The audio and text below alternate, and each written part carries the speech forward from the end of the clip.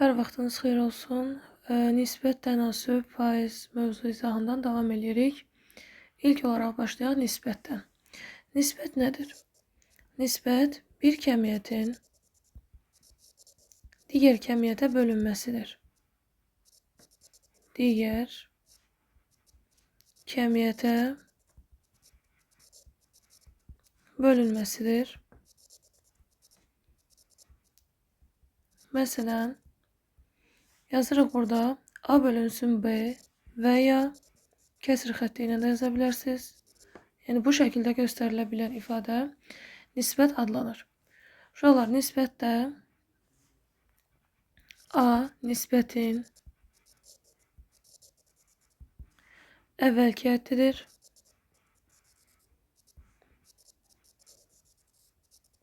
B isə nisbətin son həddidir. Nisbətin son həddidir. İndi isə nəyə baxırıq? Uşaqlar, bunu deyək ki, nisbətdə kəmiyyətlər eyni olmalıdır. Nisbətdə kəmiyyətlər eyni olmalıdır. Yəni, nə deməkdir bu? Məsələn, mən tutaq ki, götürüb 3 kilometr bölünsün 200 metr yaza bilmərəm. Çünki burada nisbətlərdə əgər bu kilometrdirsə, bu da kilometr olmalıdır. Ya da bu metr olsa, bu da metr olmalıdır. Yəni, kəmiyyətlər eyni olmalıdır. Yəni, bu yazılış doğru deyil. Məsələn, mən bunu yazsam 6 kilometr böl 3 kilometr. Məsələn, bu yazılışa biz doğru deyə bilərik. İndi isə danışaq sizlə tənasübdən, uşaqlar. Tənasüb nədir? Tənasüb iki nisbətin bərabərliyidir. İki nisbətin bərabərliyidir. Tutaq ki, mən yazıram burada A bölünsün B bərabərdir S bölünsün D. A və B, A bölü B bir nisbət, S bölü D bir nisbətdir. Yəni, bunların bərabərliyinə biz tənasüb deyirik. Burada A və D kənar hədlərdir. A və D kənar hədlərdir. B və S isə orta hədlər adlanır. Tənasübün əsas xassəsi var ki, kənar hədlər hasili orta hədlər hasilinə bərabərdir. Kənar hədlər hasili orta hədlər hasilinə bərabərdir. Bu oldu bizim tənasübün əsas xassəsi. Onda mən buradan yazacağım ki, A vurulsun D bərabərdir B vurulsun C-yə. Tənasübü biz kəsr formasında da yaza bilərik. A böl B bərabərdir C böl D-yə. Sonra bunları çarpaz vursaq əgər, buradan A vurulsun D bərabərdir C vurulsun B almış olurum. İndi tənasübün xassələrinə baxaq. Tənasübdə hansı xassələr var? Tənasübdə kənar hədlərin yerini dəyişdikdə doğru bərabərlik alınır. Yəni, tənasüb dəyişmir. Doğru tənasüb alınır. Nə deməkdir bu? Tənasübdə kənar hədlərin yerini dəyişdikdə doğru tənasüb alınır. Yəni, A bölünsün B bərabərdir S bölünsün D-dir. Düzdürmü? Burada A-nı D-yə vururam. Tutaq ki, B-ni də S-yə vururam. Düzdür? İndi mən burada A ilə D-nin yerini dəyişirəm. Yazıram D böl B bərabərdir S böl A. Yenə də tənasübün xassəsinə əsasən kənar hədlər hasili, yəni D-nin A-ya hasili, B-nin də S-yə hasilinə bərabərdir. Uşaqlar, bilirik ki, vurmada vurulların yerini dəyişdikdə cavab dəyişmir. Ona görə A vur D və D vur A ifadələrinin qiyməti eyni ədəd verəcək. Ona görə biz deyirik ki, kənar hədlərin yerini dəyişdikdə doğru tənasüb alınır. İkinci olaraq deyə bilərik ki, orta hədlərin yerini dəyişdikdə də tənasüb doğru olur. Orta hədlərin yerini dəyişdikdə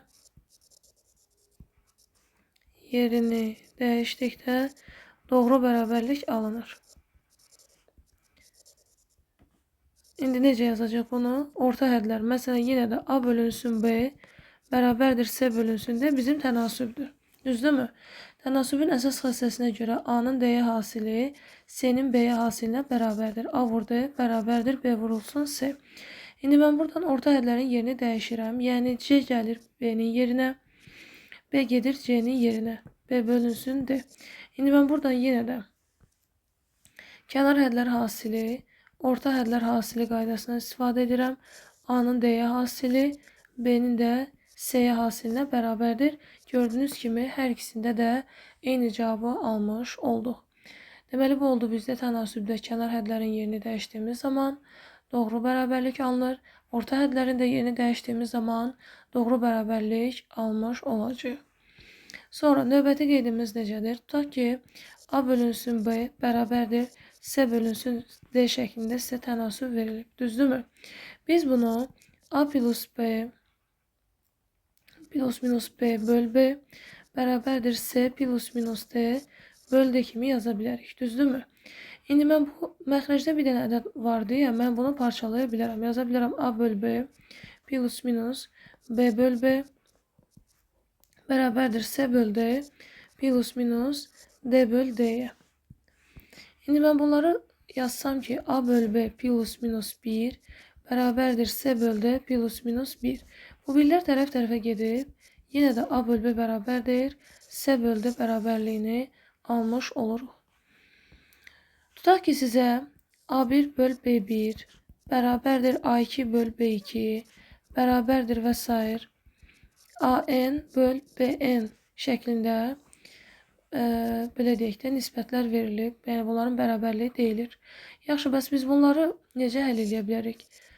Sürətlərin cəmi məxrəclərin cəminə bölürük. Yəni bu bərabərdir sürətlərin cəminin məxrəclərin cəminə nisbəti. İndi isə sizlə danışaq düz mütənasiblik. Düz mütənasiblik nədir?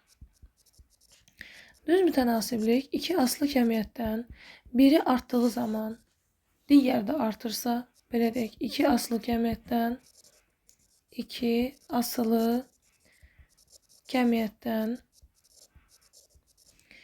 biri artdığı zaman digəri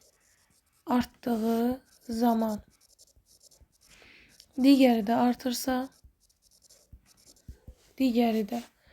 artırsa və ya biri azaldığı zaman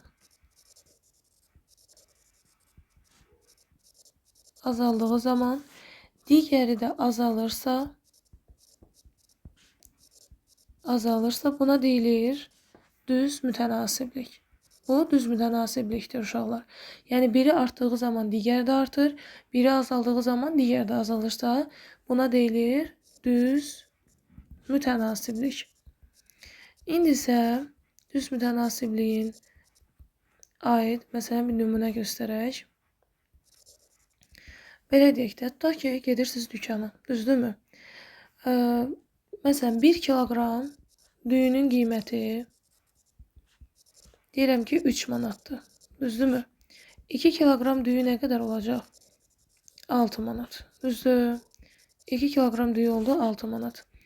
3 kiloqram düyü nə qədər olacaq? 3 kiloqram olacaq 9 manat. Nə oldu burada? Çəki artdı, düzdürmü? Çəki artdı. Bu tərəfdən də nə artdı? Qiymət artdı. Düzdür? Çəki artdı, qiymət artdı. Yəni burada hər ikisi artdı. Düzdürmü? Biz də nə dedik?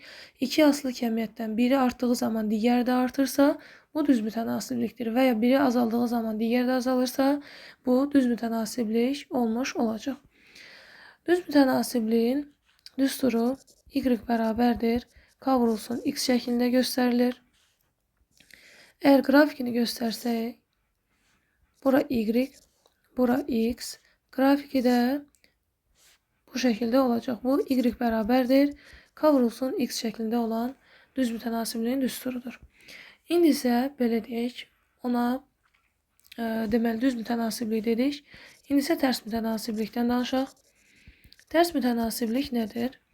İki aslı kəmiyyətdən, belə deyək, iki asılı kəmiyyətdən biri azaldığı zaman azaldığı zaman. Digəri artırsa və ya biri arttığı zaman digəri azalırsa, bu tərs mütənasiblik adlanır. Bu tərs mütənasiblikdir. Yəni iki aslı kəmiyyətdən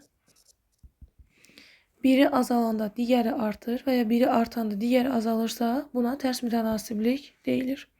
Nümunə göstərək. Məsələn, deyirəm ki, maşının sürəti, tutaq ki, saatda 50 kilometr böl saatla gedəndə, yəni sürəti 50 kilometr olduğu zaman, tutaq ki, yolu gedir 3 saata ya da yaza bura 6 saata. Düzdürmü?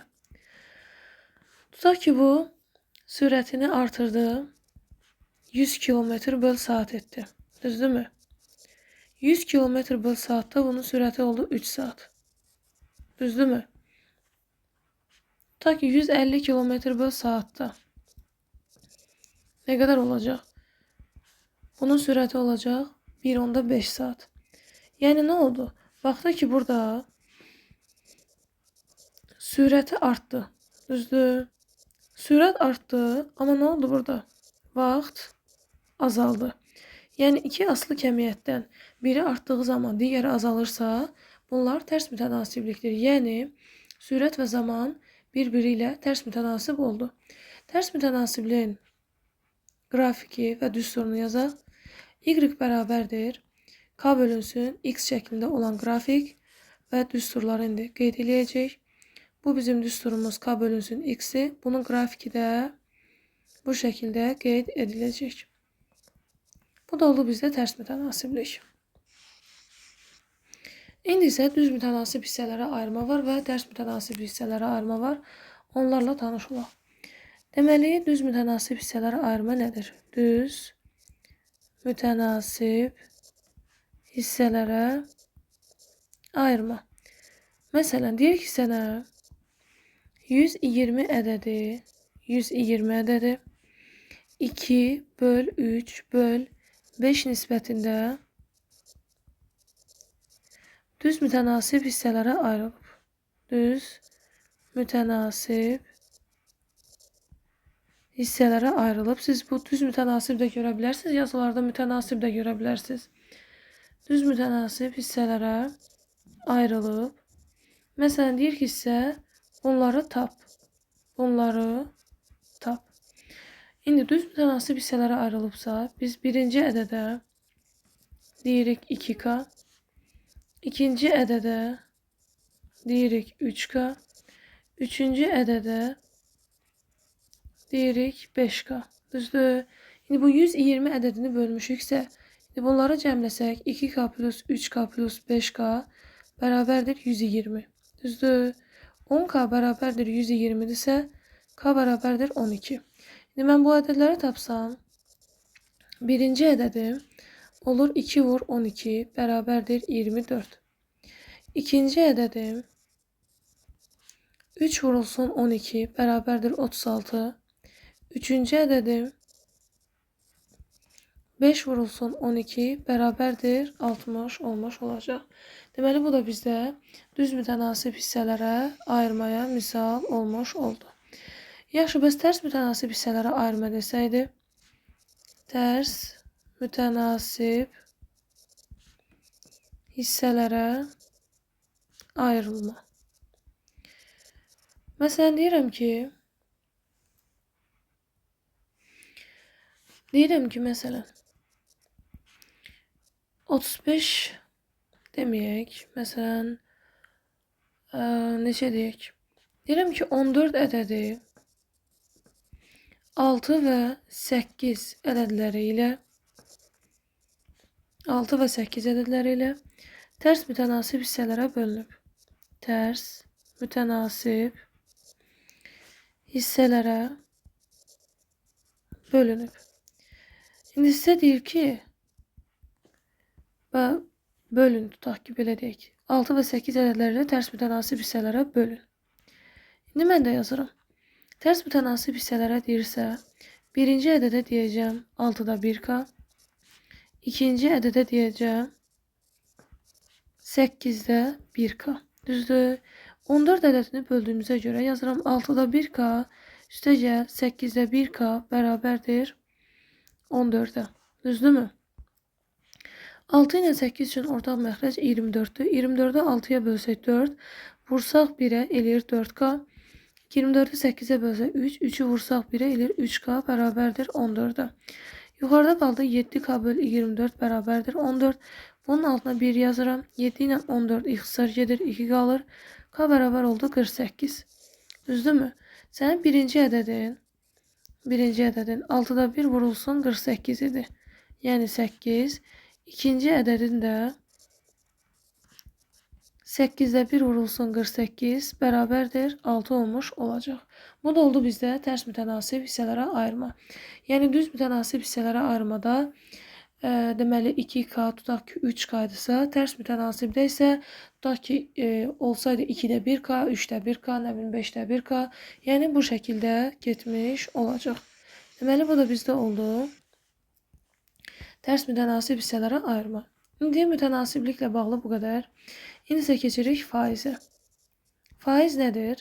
Faiz ədədin %1 hissəsinə faiz deyilir. Ədədin %1 hissəsinə faiz deyilir və bu şəkildə işarə edilir. Bu bizdə oldu faiz. İndi isə faizin ədədə çevrilməsi və ədədi faizə necə çevirəcəyik? Onun haqqında danışaq. Birinci, ədədi faizə çevrilməsi. Ədədin faizə çevrilməsi. Ədədi faizə çevirən zaman uşaqlar, ədədi 100-ə vurmaq lazımdır. Məsələn, deyirəm ki, 2 ədədini tutaq ki, faizə çevir. Düzdür? 2-ni faizə çevir. Faizə çevir. 2-ni faizə çevirmək üçün ilk olaraq ədədi mən 100-ə vurmalıyam. Yəni 2-ni 100-ə vuranda mənə verəcək 200%. Deməli, ədədi faizə çevirən zaman 100-ə vurmaq lazımdır. Məsələn, deyirəm başqa bir nümunə. Deyirəm ki, 0,45-i faizə çevir. Düzdür? Faizə çevir. 0,45-i faizə çevirəndə 0,45-i vururuq 100-ə. O da bizə verir 45%. Bu da oldu bizdə ədədin faizə çevrilməsi. Məsələn, başqa n dənə nümunə yaza bilərik. Məsələn, deyirəm ki, 0,2 faizə çevir. Düzdürmü? Neyniyəcək? Faizə çevirən zaman 100-ə vurmaq lazımdır. 0,2 vurulsun 100-ə. Düzdür? Burada 2 dənə 0 var. Düzdürmü? 100-ə vurduğumuz zaman vergül sıfırların sayı qədər sağa sürüşür. Yəni 2 vayd gəldi, düşdü bu 2-nin altına. Oldu 2%. Deməli 0,2 bizə 2% vermiş olacaq. Deməli ədədi faizə çevirən zaman nə etmək lazımdır? 100-ə vurmaq lazımdır. Məsələn, başqa nə deyə bilərik burada? Faizi ədədə çevirən zaman nə edirik? Faizi ədədə çevrilməsi. Deməli, faizi ədədə çevirən zaman isə tərsinə olacaq burada. 100-ə bölmək lazımdır. Deməli, faizi ədədə çevirən zaman 100-ə bölmək lazımdır. Məsələn, nümunə göstərək burada. Deyirəm ki, 200%. Düzdürmü? Ədədə çevirəndə nə olacaq? 200-ü böləcəm 100-ə. Mənə verdi 2. Tutaq ki, deyirəm ki, 20%. Neyniyəcəm? 20-ni böləcəm 100-ə. 20-ni 100-ə böləndə uşaqlar sıfırlar gedir. Düzdür? Ya da belə deyək qaydanı. 100-ə böldüyümüz zaman 10-a, 100-ə, 1000-ə bölən zaman vergül sıfırların sayı qədər sola sürüşür. Düzdür? Burada 2 dənə sıfır var. Vergül burada sıfırın altındadır. Belə deyək də. Bir dənə gəldi bura, bir sıfır getdi. Bir dənə də gəldi bura, bu sıfır getdi. Vergül düşdü bura. Oldu 0,2. Məsələn, başqa bir nümunə deyək. Deyirəm ki, 2%. 2%'i deyirəm ki, ədədə çevir. Nə olacaq? 2-ni böləcəm 100-ə. 2-ni 100-ə bölmək bizə 0,2-nin verilməsi deməkdir. En qədər nümunə yaza bilərik burada. Yəni istədiyiniz qədər bura nümunə yazıla bilər. İndi isə keçək ədədin faizinin tapılması. Ədədin faizinin tapılması. Deməli, ədədin faizinin tapılması zamanı ədədi faizə vurub 100-ə bölürük. Deməli, ədədin faizini tapan zaman nə edirik? Ədədi faizə vurub 100-ə bölürük. Məsələn, deyirəm ki, A-nın P faizini tap. Düzdürmü?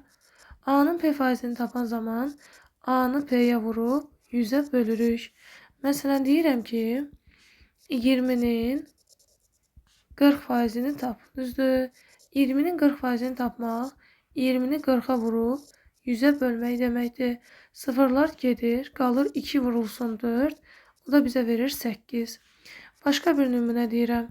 Məsələn, deyirəm ki, 80-in tutaq ki, 30%-ni. Düzdürmü? 80-in 30%-ni tapmaq, 80-i 30-a vurub 100-ə bölmək deməkdir. Sıfırlar gedir, düzdürmü? Qalır 8 vur 3 bərabərdir 24. Yəni ədədin faizinin tapılması zamanı ədədi faizə vururuq, 100-ə bölürük. Bu oldu ədədin faizinin tapılması. Yaxşı, bəs faizinə görə ədədi necə tapacağıq? Faizinə görə ədədin tapılması. Deməli, faizinə görə ədədi tapan zaman isə ədədi 100-ə vurub faizə bölürük. Deməli, nə edirik burada? Faizinə görə ədədi tapan zaman ədədi 100-ə vurub faizə bölürük. Məsələn, deyirəm ki, P faizi A olan ədəd. Yəni, bu nədir? Faizinə görə ədədin tapılması. Düzdür? Nə dedik? Ədədi 100-ə vururuq. Bizim ədədimiz burada A-dır. Düzdürmü? A-nı vururuq 100-ə, bölürük faizə. Yəni, P-yə bölmüş oluruq. Nümunə göstərək. Deyirəm ki, 40% deyirəm ki, 120 olan ədəd. 40% 120 olan ədədi tapmaq üçün mən birinci nə edirəm burada? Ədədimi 100-ə vururam, bölürəm faizə. Sıfırlar getdi. 4 4-ə 1 dəfə, 12 4-ə 3 dəfə. 3 dəfə 100 də bizə verdi 300. Yəni 300-ün 40%-i 120 verir. Bunu bu düsturla yaza bilərsiniz və ya tənasüblə də yaza bilərsiniz. Yəni sizə deyir ki, bir ədəd düşün. Yəni sən onu bilmirsən, düzdürmü? Deyirsən x. Bu sənin birinci yolun. Bu düstur yoludur. İkinci yola nə deyəcək? Məsələn, bir ədəd düşün ki, onun 40%-i 120-dir. Yəni sən bunu bilmirsən. Düzdürmü? Deyirsən ona x. Bu x özü-özlüyündə neçə faizdir? 100%. Düzdür, yazırsan x-ə 100% yazdın. İndi bunun 40%-i 120-dir. Faizi faizin altında yazırıq. 40%-də yazırıq 120. Düzdür. İndi isə çarpaz vururuq. Niyə? Çünki düz bir tənasibdir. Yazıram buradakı 40-ı vururam x-ə bərabərdir 120-ni. Bax, 40-ı x-ə vururam, 120-ni də 100-ə vururam. 120-ni də vururam 100-ə. 40 ilə 120 ixtisar edir, 3 qalır. X də bərabərdir 3 vurulsun 100. X də bərabərdir 300 olmuş olacaq. Bu da oldu bizdə 2 dənə yolla faizinə görə ədədin tapılması. Biz onu eyni qayda ilə ədədin faizi üçün də istifadə edə bilərdik. Yəni tənasüb yolu ilə də bunu yazmaq olar. İndi isə 2 ədədin faiz nisbətindən danışaq. 2 ədədin faiz nisbəti. 2 ədədin faiz nisbəti nədir? Ta ki, deyirəm ki, A ədədi B-nin neçə faizidir? Düzdür? A ədədi B-nin neçə faizidir? Sən bunu necə tapacaqsan? A ədədi B-nin neçə faizi olduğunu tapan zaman A-nı B-yə bölüb 100-ə vurmaq lazımdır. Yəni, bir ədədin digərinin neçə faizi olduğunu tapanda birinci verilən ədəd neçədirsə, həmin o birinci verilən ədədi ikinciyə bölürsüz, vurursunuz 100-ə. Nümunə göstərək. Məsələn, deyirəm ki, 4 ədədi 20-nin neçə faizidir? Düzdür, neçə faizidir? Neyəcəm burada? 4-ü böləcəm 20-yə, vuracam 100-ə. 4 ilə 20 ixtisar gedir, burada qalır 5. 5 ilə 100 ixtisar gedir, qalır 20. Deməli, 20 faiz imiş. Məsələn, tərsinə də verilə bilərdi. Deyəcəkdi ki, 20 ədədi 4-ün neçə faizidir? 20 ədədi 4-ün neçə faizidir? 20 ədədinin 4-ün neçə faizi olduğunu tapan zaman bu səfər, yəni uşaqlar, məntiqi belə yadda saxlayın. Yəni, birinci ədədi ikinci ədədə bölürsünüz. Yəni, 20-ni bölürük 4-ə, vururuq 100-ə. 24-ə bölünür 5, 5 dəfə 100 edir 500 faiz. Yəni, 20 ədədi 4-ün 500 faizini təşkil edir. Bu da oldu bizdə, deməli, 2 ədədin faiz nisbəti. İndi isə sizlə kəmiyyət dəyişməsinin faizlə ifadəsindən danışaq. Kəmiyyət dəyişməsinin faizlə ifadəsi. Deməli, kəmiyyət dəyişməsinin faizlə ifadəsi nədir? Ta ki, A-dan B-yə qədər artmanı və ya azalmanı faizlə ifadə etmək üçün kəmiyyət dəyişməsinin faizlə ifadəsindən istifadə edilir. A-dan B-yə qədər artmanı və ya azalmanı göstərmək üçün kəmiyyət dəyişməsinin faizlə ifadəsindən istifadə olunur. Yaxşı, bəs bu kəmiyyət dəyişməsinin, belə deyək, faizlə ifadəsi nə olan şeydir? İndi hansı düsturlardan istifadə edəcəyik burada? Düsturumuz belədir ki, modulda B çıxılsın A, yəni sonuncu qiymət, deməli burada yazaq ki, bunu da qeyd edək. A tutaq ki, ilk qiymətdir, B isə son qiymətdir. Yəni son qiymətdən ilk qiyməti çıxırıq, bölürük ilk qiymətə, vururuq 100%. Yaxşı, indi deyirsiniz ki, içinizdən bir səs keçirsiniz ki, biz bunu başa düşmədik. Düsturdan heç nə başa düşmədik deyirsinizsə, indi bura baxın. Deyirəm ki, məsələn, soyuducunun qiyməti deyirəm ki, 1200 manatdan deyirəm düşüb 800 manata düşüb. Düzdür? Deyirəm ki, neçə faiz azalıb? Yəni, nə qədər dəyişib? Yəni, belə deyək daha doğrusu. Nə qədər dəyişib? İndi mənim ilk qiymətim nədir? 1200, düzdür? Yazıram bura, A bərabərdir 1200 manat. Düzdürmü? İkinci qiymətim nədir? İkinci qiymətim 800 manatdır. İndi mən burada nə qədər dəyişdiyini tapmaq üçün modulda ikinci qiymətdən birinci qiyməti çıxıram. Bölürəm onu birinci qiymətə, yəni 1200-ə, vururam onu 100-ə. İndi burada mən sıfırları aparıram. 2 dənə sıfırım buradan getdi. 800-dən 1200-ü çıxanda mənə mənfi 400 daha doğrusu verir. Bölünsün 12. Düzdürmü? Mənfi 400-dən modulda müsbət 400 çıxır. Çünki modul içində mənfini odur, saxlamır. 400 bölünsün 12. İndi mən bunu da 4-ə ixtisar aparsam 3, 4-ə ixtisar aparsam 100. Düzdür? 100 bölünsün 3. Nə qədər oldu bu? 33,3'də 1%. Yəni 33,3'də 1%, bunun qiyməti azalmış oldu. İndi isə gəlir və ziyan məsələsindən danışaq. Gəlir və ziyan məsələsi. Gəlir və ziyan məsələsi nədir? Yəni necə istifadə olunur? Hansı düsturları var? Deyirəm ki, P faiz gəlirlə B manata satılan malın B manata satılan malın əvvəlki qiymətini tap. Düzdür? B faiz gəlirlə B manata satılan malın əvvəlki qiyməti uşaqlar hökmən deyil gəlirlə. Yəni burada ziyanla da ola bilər. Yəni bunu da qeyd eləyək. B faiz gəlirlə və ya ziyanla B manata satılan malın əvvəlki qiyməti x bərabərdir 100B bölünsün 100 plus minus P. Plus P gəlirlə olandadır. Minus P isə ziyanla olduğu zaman olacaq. Məsələn deyirəm ki 20% gəlirlə 20% gəlirlə. Tutaq ki deyirəm 720 manata satılan 720 manata satılan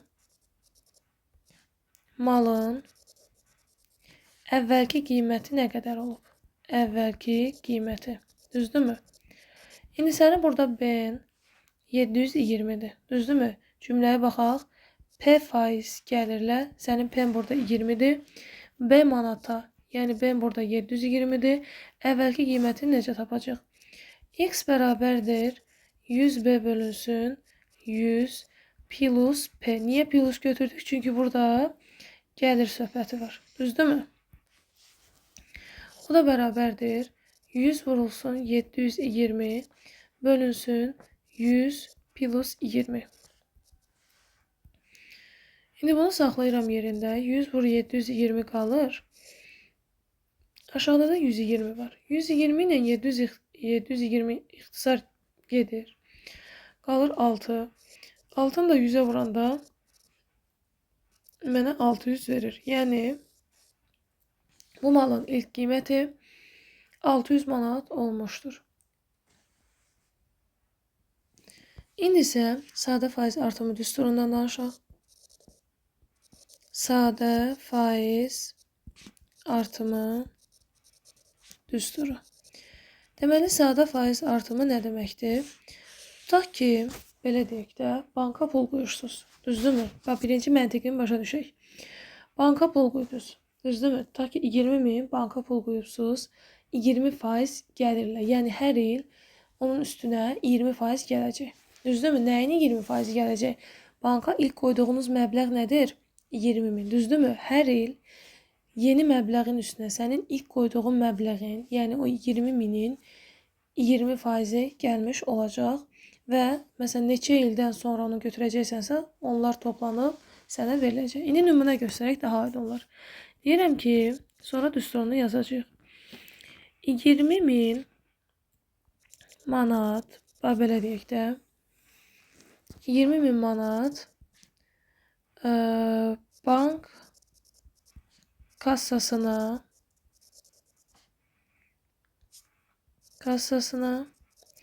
belə deyək də 20% gəlirlə qoyuldu. Düzdürmü? 5 ildən sonra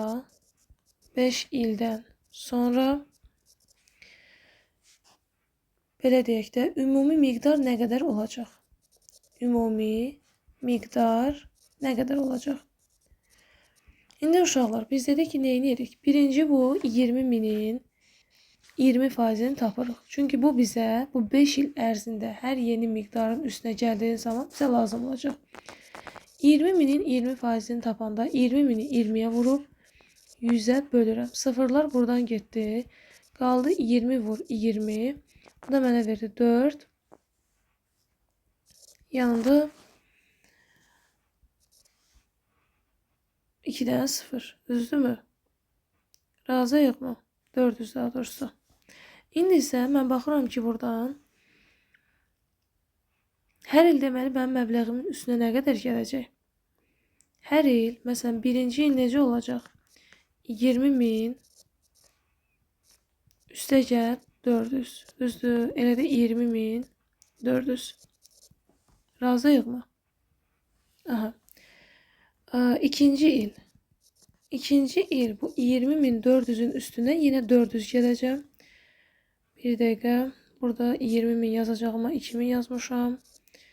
Deməli buradan getdi. Burada qalır 200 vur 20. Bu da mənə verir 4000. Onda biz bunları təzədən yazırıq. Deməli 20.000-in üstünə gəlirəm 4000-i. Mənə verir 24.000. Sonra ikinci il yenə də 24.000-in üstünə bu faizi gəlirəm. Yəni 4000-i gəlirəm. Bu mənə verir 28.000. Üçüncü ildə 28.000-in üstünə 4000 gəlirəm. Mənə verir 32.000. Düzdürmü? Dördüncü ildə 32.000-in üstünə 4000 gəlirəm. 36.000. Beşinci ildə isə 36.000-in üstünə 4000 gəlirəm. Bu da mənə verir 40.000. Yəni 5 ildən sonra 20.000 manat qoyubsansa 40.000 manat götürəcəksən. Yəni sadə faiz artımı nədir? Sənin ilk qoyduğun məbləğ neçə faizlə qoyubsansa, hər il həmin məbləğ qədər sənin pulunun üstünə pul gəlir. İndi sadə faiz artımı düsturunu qeyd edək. Sadə faiz artımı düsturu S-ən bərabərdir. S0 vurulsun 1 plus minus P vur N böl 100'dür. Düzdürmü? İndi burada S0 sənin başlanğıc məbləğindir. Yəni ilk banka nə qədər qoyubsan tutaq ki, o sənin başlanğıc məbləğindir. P burada sənin faizindir. N isə müddətdir, yəni zamandır. İl ola bilər, ay ola bilər, fərqi yoxdur. İndi mən burada düsturu yerinə qoysam, məndən 5 ildən sonra deyirsə S5 yazacağım. İlk qoyduğum məbləğ 20.000'dir. Yazıram 20.000 vurulsun. 20% gəlirlə qoyduğuma görə olacaq 1 plus. P vurulsun N, yəni 20 vurulsun 5, 5 illiyə qoymuşam, bölünsün 100. Bu da mənə verir 20.000, düzdürmü? Vurulsun 1 plus, 20'ni 5'ə vuranda 100 elir, 100'ü 100'ə böldük, elədi 1. Bu da mənə verir 20.000, vurulsun 2, 20.000 də 2'yə vuranda mənə 40.000 verəcək. Yəni, hər iki halda nəticəmiz eyni olmuş oldu. Yəni, sadə faiz artımı düsturunun mənası odur ki, ilk tapdığın, məsələn, ilk banka nə qədər qoyubsan, onun faizini tapırsan, hər il o tapdığın, üstünə gəldiyin məbləğin üstünə birincinin faizini gəlirsən və oradan cavabı alırsan. İndi isə mürəkkəb faiz artımı düsturuna baxaq. Mürəkkəb faiz artımı. Deməli, mürəkkəb faiz artımında isə necə olacaq? Məsələn, yenə də belə deyək də məntiqi. Tutaq ki, sən banka pul qoydun, düzdürmü? 20.000 qoydun. Tutaq ki, deyirəm. 20%-dən qoydun. Bu 20.000-i, tutaq ki, biraz aşağı götürək. Məsələn, deyirəm ki, 10.000 manat qoydun, düzdürmü? 10.000 manat əmanət kassasına belə deyək. 20% gəlirlə qoyubsan, düzdürmü? 20% gəlirlə, məsələn, 3 illiyə qoyubsan. 3 il müddətinə sənə deyir ki, 3 il müddətdə nə qədər artar?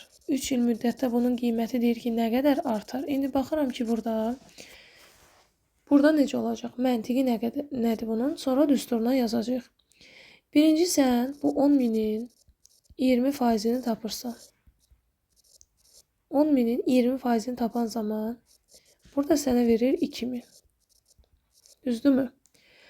Sən birinci il neynirsən? Birinci il bu 10.000-in üstünə bu 2.000'i gəlirsən.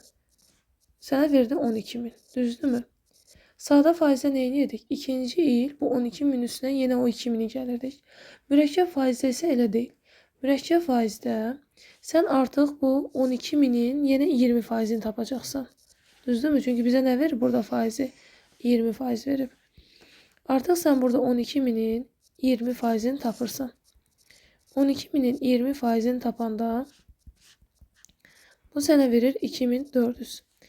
Artıq ikinci il sən bu 12.000'in üstünə 2.400 gələcəksən. O da sənə verir 14.000 400. Üçüncü il hesabladığınız zaman artıq 14.400 üçün 20% tapacaqsan. 14.400 vur 20 böl 100. Düzdür? Sıfırlar gedir. Qalır burada 288. Bir dənə də yanına sıfır atdıq. Yəni 2880. Artıq sən 3-cü il bu 14.400-ün üstünə 2880 gələcəksən. Yəni məntiqi tuta bildikmi? Yəni hər il yeni məbləğin faizini hesablayır, gələn ilin üstünə gəlirsən.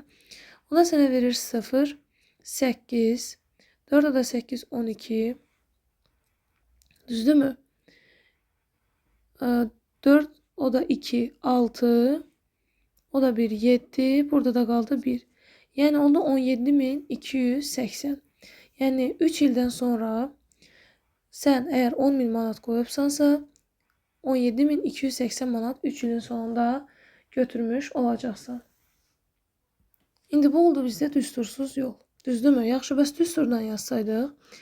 Düsturumuz belədir ki, S-ən bərabərdir. S0 vurulsun 1 plus minus P bölünsün 100 üstündə N. İndi mənim S0'ım burada başlanğıc məbləğdir. Düzdürmü? S0'ın başlanğıc məbləğdir. Başlanğıc məbləğim məndə burada 10.000 manatdır. P məndə faizdir. Faiz məndə 20%dir. N isə zamandır. Yəni burada 3 il müddətinə qoyulacaq. Düzdürmü? İndi gətirib yerinə qoysaq, S-ən bərabərdir. S0 vurulsun, yəni 10.000 vurulsun 1 plus, gəlirlə dediyinə görə plus olacaq. 20 bölünsün 100 üstündə 3. Düzdür? İndi mən baxıram ki, burada sıfırlar gedəcək. Düzdürmü? Sıfırlar getdikdən sonra yazıram ki, 10.000 vurulsun 1 plus 10'da 2 mənə nə verir? Yəni 0,2 deməkdir. Bunun da üstündə 3. Düzdürmü? İndi bu 1 üstə gəl 0,2 mənə nə verir? 1,2 verir. Düzdür? Yazıram ki, 10.000 vurulsun 1,2'nin kubu. 1,2'nin kubu mənə 1 tam 1000'də 728 verir. Yəni 10.000 vurulsun 1 tam 1000'də 728. İndi bunun 10.000'də 4 dənə 0 var. Düzdürmü? Yəni vergüllər 4 vahid. Yəni vergül burada 4 vahid sağa sürüşəcək. Yəni burada 3 dənə ədəd var. Yəni vergül gəldi bunun sonuna. Bu bir dənə 0 da bunun yanına əlavə olduğu zaman olur 17.280. Və biz də düstursuz halda yenə də son məbləğin 17.280 olduğunu burada aldıq və düsturla da hesabladığımız zaman 17.280 olduğunu almış olduq.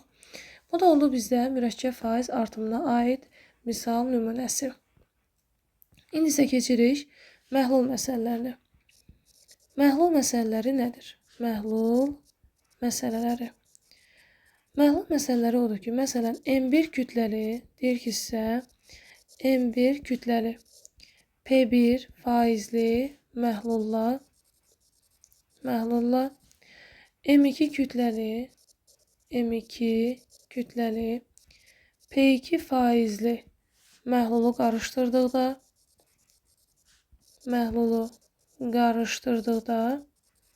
sonda alınan məhlulun faizi nə qədər olacaq? Bu düsturdan tapacaq. Sonda alınan məhlulun faizi. Deməli, düsturun necə yazacaq indi? M1 P1 bərabərdir M2 P2 bərabər nə idi? M1 P1 plus M2 P2 bərabərdir M1 plus M2 vurulsun P. Yəni M1 kütləli P1 faizli məhlulu ilə M2 kütləli P2 faizli məhlulu qarışdırdıqda sonda alınan məhlulun faizi, baxın bu P'dir burada. Yəni M1 P1 plus M2 P2 bərabərdir M1 plus M2 vur P. Nümunə göstərək. Deyirəm ki, 30% və 30% demək. Məsələn, 30 qram 40% məhlulla deyirəm ki, 50 qram 20% məhlulu qarışdırdıqda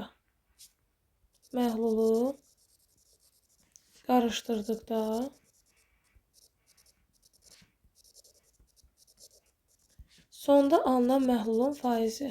Sonda alınan məhlulun faizi nə qədər olar? Düzdürmü? Faizi nə qədər olar? İndi sənin M1'in burada 30'dur. P1'in 40'dır. M2'in 50'dir.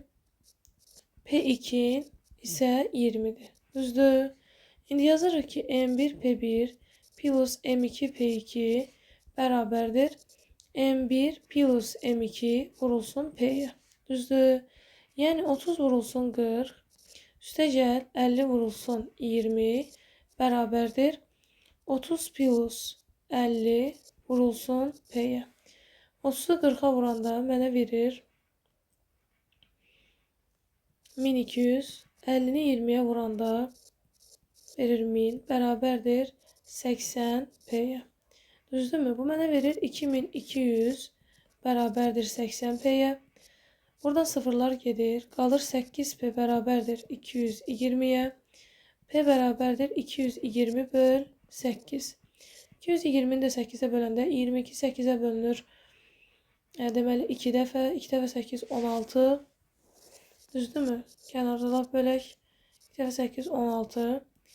60 8'ə bölünür 7 dəfə. 7 dəfə 8 56. 4 vergül atdım. Bura bir dənə 0 gəldi. 48'ə bölünür 5 dəfə. Yəni sonda alınan məhlulun faizi 27,5% olmuş olacaq. Bu oldu bizim məhlul məsələlərinə aid ilk düsturumuz. Neynədik? M1 P1 plus M2 P2 bərabərdir. M1 plus M2 vurulsun P şəklində yazdıq və oradan hesabladıq. İndi ikinci düsturumuza baxırıq. İkinci düsturumuz nədir? İkinci düsturda bunu adlandıraq birinci. İndi ikinciyə baxaq. Deyir ki, M1 kütləli P1 faizli məhluldan nə qədər su buxarlandırsaq, P faizli məhlul alınır. P faizli məhlul alınar deyir sizə. Düzdürmü? İndi M1 kütləli P1 faizli məhluldan nə qədər su buxarlandırsaq, P faizli məhlul alınır. Düzdürmü? Yazaram ki, M1 P1 bərabərdir. Buxarlanma deyirsə, bu kütlədən azalacaq. Düzdürmü? Yəni sənin kütlənin qramı, yəni çəkisi nə qədərdir? M1-də, yəni məhlulun çəkisi M1-dir. Buxarlandırma deyirsə, M1-dən azalacaq. Yəni M1 çıx X. Düzdürmü? Vururuq P-yə. Yəni sondakı o faizi bilmirəm. Yəni düsturumuz bu qayda ilə hesablanacaq. Məsələn, deyirəm ki, 30 qram 40% məhluldan nə qədər su buxarlandırmaq lazımdır ki, nə qədər su buxarlandırsaq, məsələn, 60% məhlul alınır. Düzdürmü? Məhlul alınır. İndi mənim M1'im burada 30'dur. Düzdürmü? P1'im 40'dır. Sondakı P'm isə 60'dır. Düzdür? Yazırıq ki, M1 P1 bərabərdir. M1 minus X vurulsun P'yə. Yəni 30 vurulsun 40 bərabərdir. 30 minus X vurulsun 60. Bu 60 ilə 30 gedir, 2 qalır. 2 ilə 40 gedir, 20 qalır. 20 bərabərdir 30 çıxılsın X-ə. X də bərabərdir 30 çıx 20. Yəni X bərabərdir 10 qram. Yəni sən məhluldan 10 qram su buxarlandırsan, səndə 60%li məhlul alınmış olacaq. Bu da oldu bizə məhlul məsələlərinə aid deməli düsturlar. İndi isə düzbucaqlı məsələlərinə baxaq. Düzbucaqlı məsələləri. Düzbucaqlı məsələləri nədir? Deyir ki, düzbucaqlının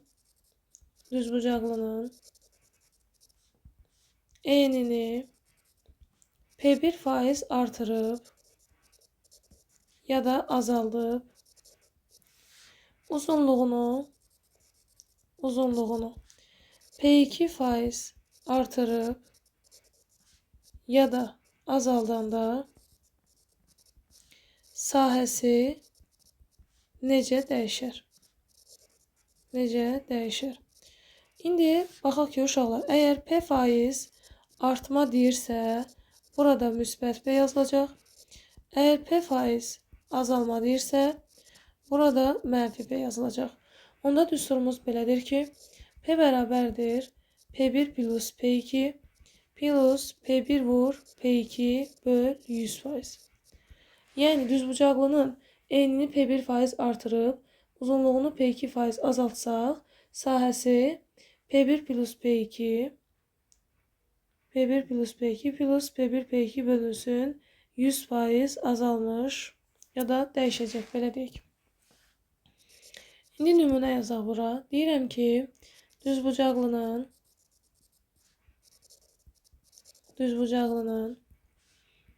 enini 40% azaldıb. Düzdürmü? Uzunluğunu 60% artırsaq, sahəsi necə dəyişər? Dedik ki, artma olanda mənfi P olur. Yəni, sənin P1'in 40% azalıb deyirsə, yəni 40% azalma nə deməkdir? Azalıb. Yəni, mənfi olacaq. Mənfi 40%. Düzdür. Uzunluğu isə 60% artırıb. Yəni, P2 bərabərdir 60%. Düzdürmü? Onda P bərabərdir P1 plus P2 plus P1 P2 böl 100%. O da bərabərdir. P1'in mənfi 40'dır. Üstəgəl 60. Düzdürmü? Üstəgəl mənfi 40 vurulsun 60 böl 100. İndi buradan sıfırları apardıq. Düzdürmü? Mənfi 40 üstəgəl 60 bizə verir müsbəti 20. Mənfi 4'ü 6'ya vuranda deyilir mənfi 24. 20 ilə mənfi 24'ü topladığımız zaman ədədlərdən biri mənfi, biri müsbət olanda böyükdən kiçik çıxılır. Yəni 24'dən 20 çıxırıq və mənfi işarəsi yazırıq. O da bizə verir mənfi 4. Əgər mənfi alınırsa dedik nə olacaq burada? 4% azalar. Əgər müsbət olsaydı deyəcəkdik ki 4% artar. Yəni bunun məntiqi budur. Mənfi ədəd alınırsa azalır, müsbət ədəd alınırsa artmış olacaq. İndi isə nəyə baxırıq? Tutaq ki, deyirəm ki, ədədi P% artırıb, sonra P% azaltsaq. Ədədi P% artırıb, sonra P% azaltsaq, ədəd necə dəyişər? Düzdürmü? Bir ədədi P% artırıb, sonra P% azaltsaq, həmin ədəd P kvadrat bölünsün 100%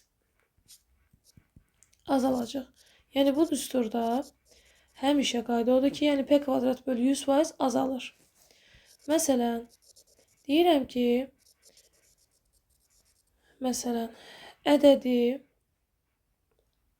ədədi 40% artırıb, sonra 40% azalsaq, ədəd necə dəyişər? Ədədi 40% artırıb, sonra 40% azalsaq, yəni bizim P'miz konkret burada 40%'dir, düzdürmü? Olacaq P kvadrat bölünsün 100%. Yəni 40'ın kvadratı bölünsün 100. 40'ın kvadratı nə deməkdir? Yəni 40 vur 40 böl 100. Düzdür? İndi mən buradan sıfırları aparsam qalır 4 vurulsun 4. O da bizə verir 16% azalır. Yəni bu düsturun qaydası həmişə budur ki, düstur azalır. Yəni budur. Yəni P% artırıb, sonra P% azaldanda ədəd P kvadrat bölünsün 100% azalır. İndi isə danışaq sizinlə faizlə bağlı əlavə düsturlardan. İndi hansıdır bu əlavə düsturlar? İndi ona baxaq. Məsələn, deyirəm ki, A ədədi B-nin P faizidirsə, B ədədi A-nın neçə faizidir? Bu zaman düsturumuz belədir ki, x bərabərdir 10.000 bölünsün P faizi olacaq. Məsələn, deyirəm ki, A ədədi B-nin deyirəm ki, 40 faizidir. Düzdürmü? Bəs B ədədi A-nın neçə faizi olacaq? Düzdür? Neçə faizi olacaq? Bu zaman bizim P'miz burada 40 faiz olduğunu görürük. Düzdürmü? Sonra mən buradan düsturda yazsam x bərabərdir 10.000 bölünsün P. Bu da mənə verir 10.000 bölünsün 40. Sıfırlar gedir. Qalır 1000 böl 4'ə. 1000'i də 4'ə bölsək bizə verir 250 faiz. Yəni A ədədi B-nin 40 faizidirsə, B ədədi də A-nın 250 faizi olacaq. Yəni ondan böyükdür. İndi deyirəm ki, A ədədi B ədədindən, məsələn deyirəm ki, A ədədi B ədədindən P faiz çoxdur və ya belə deyək, azdır. B ədədi A ədədindən, bəs B ədədi A ədədindən neçə faiz? Belə deyək, azdır və ya çox olacaq. Yəni neçə faiz azdır və ya çoxdur. İndi mən baxıram ki, düsturumuz nədir? Deyir ki, A ədədi B-dən P faiz çoxdur və ya azdır. İndi hansısa veriləcək orada. Bəs B ədədi A ədədindən neçə faiz azdır? Bu zaman düsturumuz x bərabərdir 100P bölünsün 100 plus minus P şəklində olmuş olacaq. Deyirəm ki, məsələn, A ədədi B-dən, məsələn, yazıram ki, 40 faiz çoxdursa, B ədədi A-dan neçə faiz azdır? Düzdür. Düsturumuz necə idi? X bərabərdir 100P böl 100 plus P. Düzdür. İndi mən bunu gətirib yerinə qoysam, çünki birinci çoxdur dediyinə görə burada plus P oldu. 100 vurulsun. Biz də burada P'nin yerində bunu qoyacağıq, 40'ı qoyacağıq. 100 vurulsun 40 bölünsün 100 plus 40. Düzdür. Bu da mənə verir 4000 böl 140. Sıfırlar gedir. Qalır 400 bölünsün 14.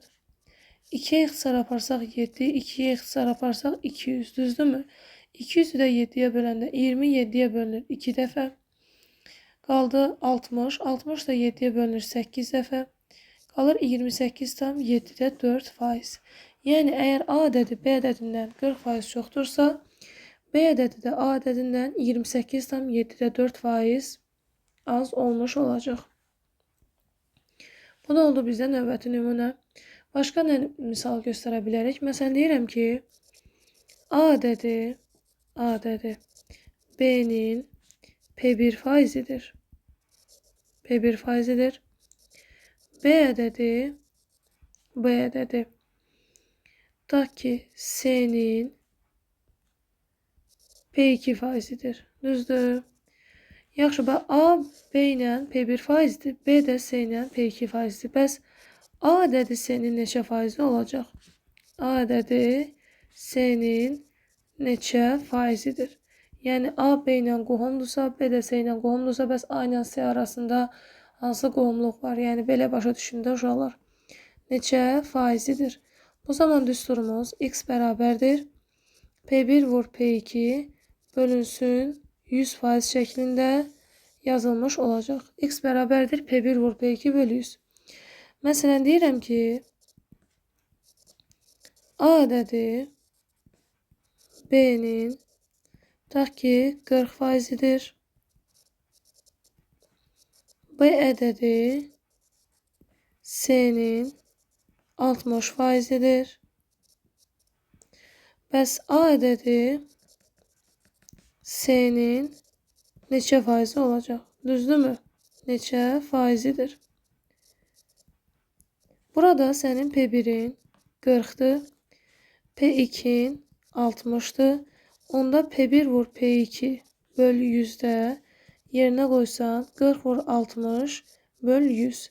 Sıfırlar gedəcək. Qalacaq burada 4 vur 6. 4'ü də 6'ya vuranda bizə verir 24%. Yəni A ədədi C-nin 24%-i olmuş olacaq. İndi isə baxaq növbəti nümunəmizə. Növbəti nümunəmizdə məsələn necə olacaq? O da buna oxşardır, amma biraz dəyişikdir. A ədədi B-nin P1 faizidir. Düzdürmü? C ədədi tutaq ki, C ədədi D-nin P2 faizidir. Düzdür? Sizə deyir ki, burada AC hasili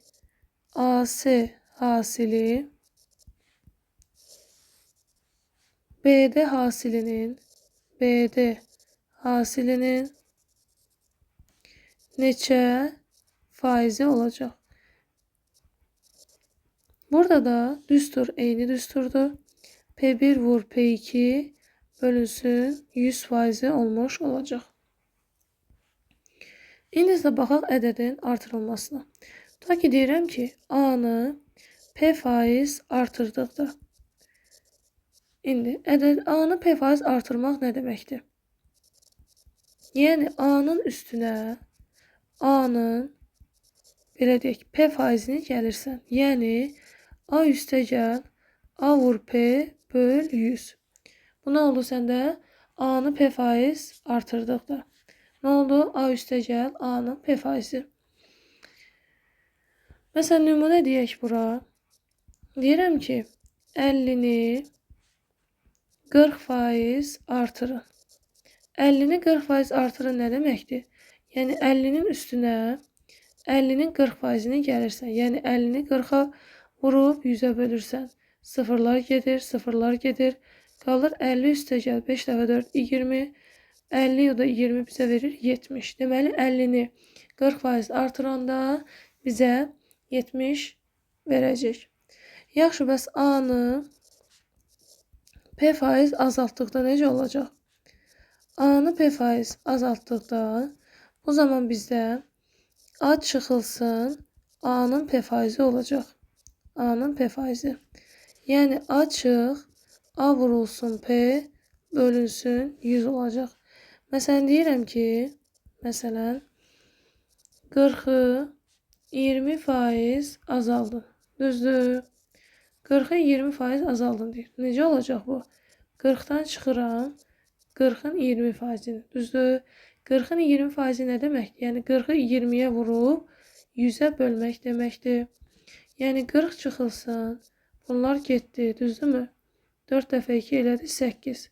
40'dan da 8 çıxanda bizə 32 vermiş olacaq. Yəni 40'ı 20% azaltdıqda bizə 32 verəcək. Sonra P faiz artma neçə dəfə artmadır? İndi ona baxaq. P faiz artma. Uşaqlar, yadınızda saxlayın ki, P faiz artma 1 üstəgəl P bölünsün 100. Yəni 100 plus P böl 100 dəfə artmadır. Müəllim, mən bu düsturdan necə yadda saxlayayım? Nümunə deyək. Məsələn, deyirəm ki, 40% artma neçə dəfə artmadır? Düzdür? 40% artma neçə dəfə artma deyirsə, o zaman 1 üstəgəl 100'də 40 yazırsan. Düzdürmü? Sıfırlar gedir. 1 üstəgəl 4'ü 10'a böləndə 0 onda 4 verir. 1 üstəgəl 0,4 də sənə 1,4 verir. Yəni 40% artma 1,4 dəfə artma deməkdir. Məsələn, olsaydı 50% artma, düzdürmü? 50% artma nə olacaqdı? 1 üstəgəl 50 bölünsün 100. Sıfırlar getdi. 1 üstəgəl 0,5, yəni 1,5 dəfə artma olacaq. Yaxşı, bəs P faiz azalma necədir? P faiz azalma isə P faiz azalma 100 bölünsün 100 minus P dəfə azalma deməkdir. Deməli, P faiz azalma 100 bölünsün 100 minus P dəfə azalma deməkdir. Məsələn, deyirəm ki, məsələn, 50% azalma. Düzdürmü? 50% azalma neçə dəfə azalmadır? 100 bölünsün 100 çıx 50. O da mənə verir 100 böl 50. O da elədir 2 dəfə azalma. 2 dəfə azalma. Başqa bir nümunə deyək. Məsələn, deyirəm ki, 80% azalma. Düzdürmü? 80% azalma neçə dəfə azalmadır? 100 bölünsün 100 çıx 80. O da verir mənə 100 bölünsün 20. O da edir 5 dəfə azalma. 5 dəfə azalma deməkdir. Yəni, P faiz azalmanı biz bu qayda ilə tapa bilərik. İndi isə N dəfə artma və N dəfə azalmaya keçək.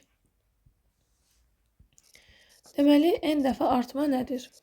Uşaqlar, əgər bir ədəd N dəfə artırsa, bu N çıxılsın 1 vurulsun 100% artma deməkdir. Nə deməkdir bu?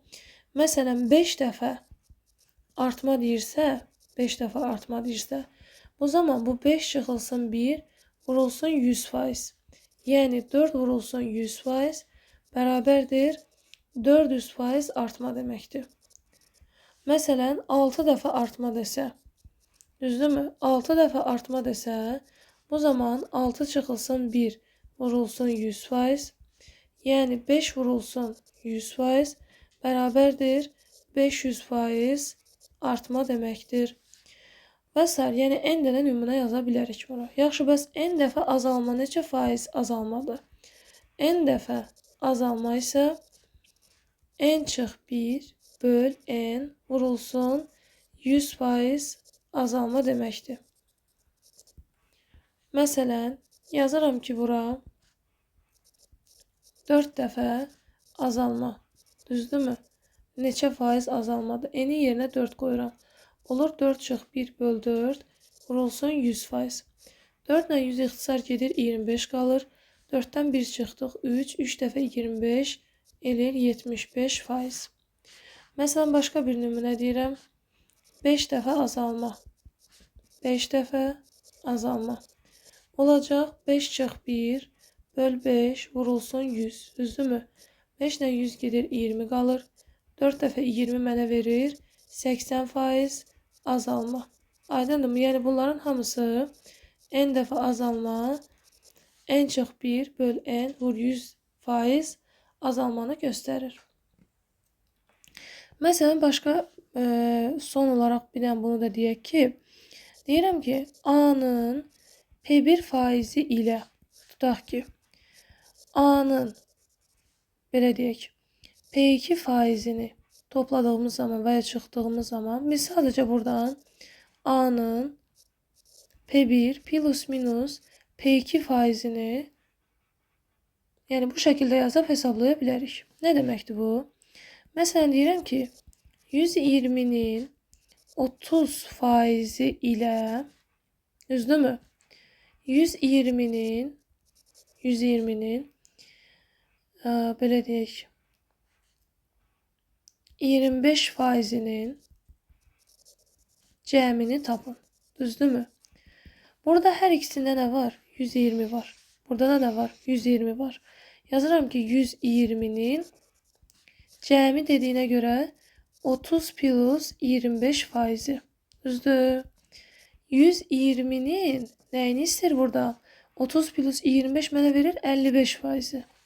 Düzdür? Yəni 120'nin 55%'ni tapacağım. O da eləyir 120 vur 55 bölünsün 100. Düzdür? Sıfırlar gedir. 5'e getdi 2, 5'e getdi 11. 2'ye getdi 2, 2'ye getdi 6. O da eləyir 6 vurulsun 11 bərabərdir 66. Yəni başqa bir nümunə deyək. Məsələn deyirəm ki 200'ün 40% ilə tutaq ki 30%'nin fərqi. Düzdür? Nə verəcək? 200'ün 40% ilə 30%'nin fərqi deyirsə, neyniyəcək burada? Yazırıq 200'ün 40 minus 30%. Düzdür? Yəni 200'ün 10%. 200'ün 10% də nə verir? 200 vurulsun 10 bölünsün 100. O da sənə verir 20. Vəssalam. Faiz haqqında bu qədər uşaqlar. Ümid edirəm ki, siz üçün faydalı olmuşdur. Sağ olun.